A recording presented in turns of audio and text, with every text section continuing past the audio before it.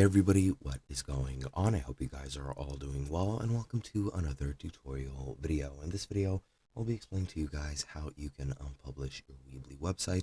So let's get right into it. Now, my Weebly website is not published at the moment.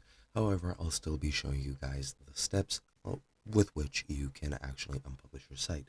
Now, you might have different reasons for this. You might want to take your site off of the internet completely, or you might want to do some maintenance, and I will show you two different ways.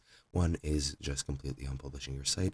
The second is a bit of a workaround. However, I'll show you guys that when we get to it. But yeah, first, what you need to do to actually completely unpublish your site is you need to go into your settings page from your build page. So just go into the editor, click on settings, and you'll appear in the general tab.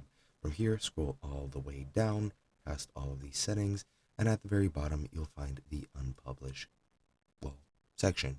Here you'll find the button as well as instructions on how you can unpublish your site and then republish it later in the future. But pretty much just go there, follow the steps, and that's all you need to do.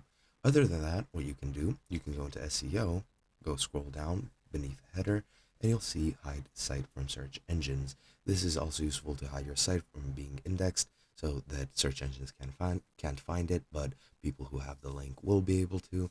And once you do this, you can then do some quick maintenance on your website and things like that, and that should be easy and useful as well.